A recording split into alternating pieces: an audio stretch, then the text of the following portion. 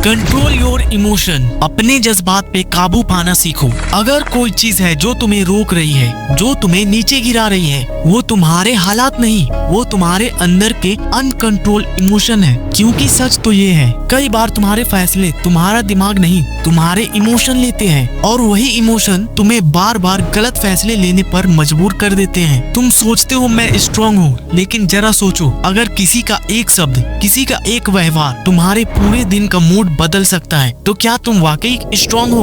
बिल्कुल नहीं। तुम्हारे ऊपर अभी तक तुम्हारे इमोशन का कंट्रोल नहीं है, और जब तक तुम अपने इमोशन को कंट्रोल नहीं करोगे, तब तक दुनिया तुम्हें कंट्रोल करती रहेगी। इंसान का सबसे बड़ा दुश्मन कोई बाहर वाला नहीं होता, वो उनके अंदर छुपा होता है। वो है उसका गुस्सा, उसका डर, उसका शक, उसका सेल्फ डाउट। याद रखो, अगर गुस्सा तुम पर हावी हो गया तो तुम खुद पर हावी नहीं रह पाओगे। अगर डर ने तुम्हें पकड़ लिया तो तुम्हारा टैलेंट, तुम्हारा पोटेंशियल सब खत्म हो जाएगा। कई बार तुम सोचते हो मुझे ये नहीं करना चाहिए था, लेकिन तुम उसे कर चुके होते हो, क्योंकि उस वक्त तुम्हारे अंदर के इमोशन ने तुम्हारे होश पर पर्दा डाल दिया था। तुम्हारा दिमाग बंद हो गया था और तुम्हारे दिल ने गलत फैसला ले लिया। यही वो जगह है जहाँ से डाउनफॉल शुरू होता है।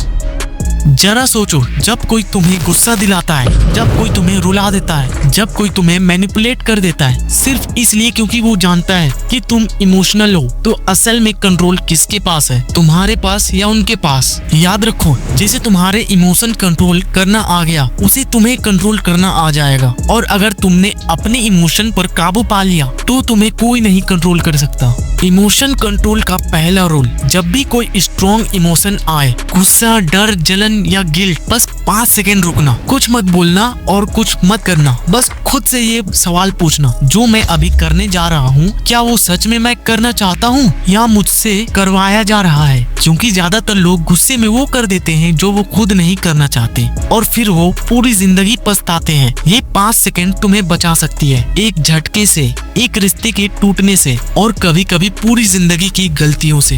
हर रात सोने से पहले खुद से पूछो, आज मैं सबसे ज्यादा कौन सा इमोशन महसूस कर रहा था? गुस्सा, डर या दुख? उसे एक पेज में लिखो, क्योंकि जब तुम लिखना शुरू कर देते हो तो तुम अपने इमोशंस को बाहर निकाल देते हो। तुम्हारे अंदर से वो भारीपन निकलना शुरू हो जाता है। डे बाय डे तुम खुद को समझना शुरू कर दोगे, कौन से लोग तुम्हें ट्रिगर करते हैं, कौन सा माहौल तुम्हें कमजोर बनाता है। और जब तुम ये जान जाओगे, तब तुम्हारे पास खुद का कंट्रोल होगा, क्योंकि अब तुम्हें पता होगा कहाँ क्या कहना है और क्या करना है। अगर तुम्हारे आसपास ऐसे लोग हैं जो तुम्हें बार बार गुस्सा दिलाते हैं, जो तुम्हें हर वक्त गिल्ट फील करवाते हैं, जो तुम्हारे कॉन्फिडेंस को गिराते हैं, तो सुनो, उन लोगों को तुरंत छोड़ दो, क्योंकि वो माहौल, वो बातें तुम्हारे अंदर निगेटिविटी भर रही है। और जब तक तुम उस माहौल से बाहर नहीं निकलोगे, तुम्हारे इमोशंस कभी स्टेबल नहीं होगी।